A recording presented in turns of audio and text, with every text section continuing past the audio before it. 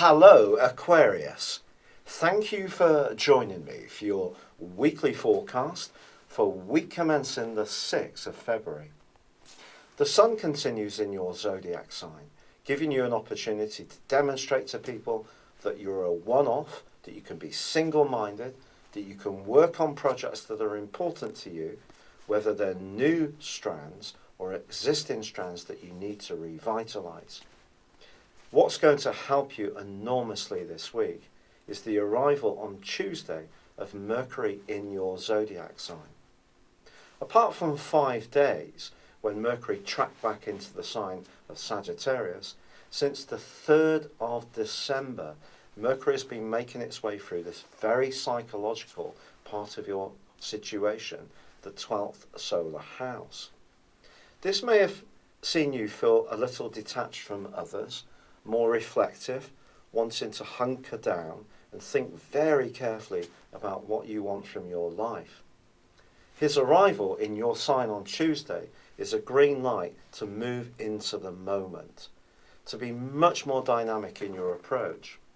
You're going to find that your energy, both physical and mental, really starts to skyrocket.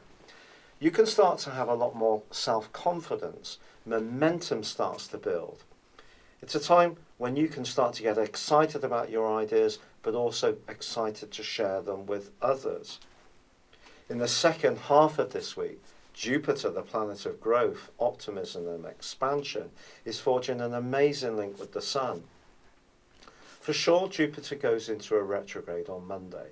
And for the next 4 months, if you are doing any form of discovery, whether it's in terms of knowledge, physical activities, adventurism, or widening your horizons, learning a new language, you're probably going to have to dig in to keep that going, but that's a good thing because it's going to test your commitment. And Jupiter continues to forge a dazzling opposition to your modern ruler of Uranus, which is going to just continue, therefore, to give you a cornucopia of ideas and stimulation. And it's true that your attention span may not be very great, but this angle between Jupiter and the Sun will negate the retrograde. Be assured of that. And if you are clear about the action that you want to take, you can be truly dynamic in the second half of this week and also through to the first half of next. Now, of course, Saturn, your traditional ruler, is also involved in the mix with Uranus and Jupiter. This has been going on for 3 months now. And this continues to be broadly the case.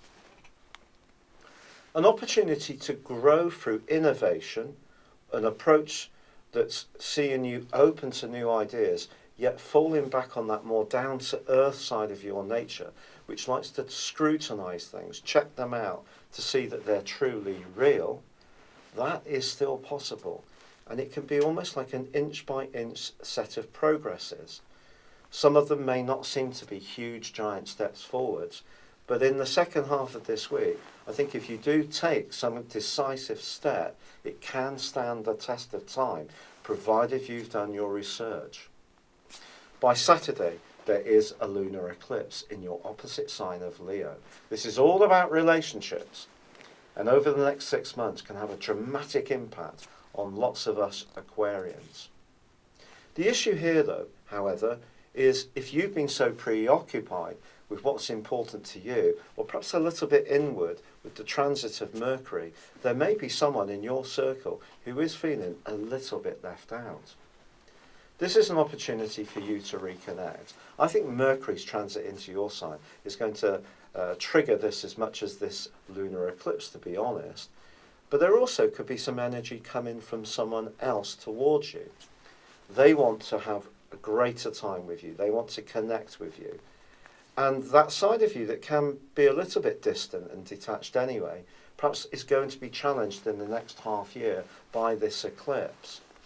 But sometimes we have to decide what we are going to be really single-minded about. And that doesn't necessarily mean that we have to just stop and pause every time someone is not particularly happy with what we're doing because it doesn't fit their agenda. So for us all, we're always trying to juggle what's important to ourselves, yet at the same time retain that spirit of compromise and give and take and connection to others. And that's really, I feel, what's going to be tested on the back of this eclipse over this coming months. But this eclipse is also going to feed into the solar eclipse, which occurs on the 26th, which is very much to do with your resources and values. So the people that you're going to connect with in the time to come, right through to August, it's really going to be crucial that they're people who understand the more idealistic and individualistic side of you, but at the same time, you don't sell out on the things that are really important to your value system. It's been a real pleasure being with you. Thank you for joining me. Good luck and goodbye for now.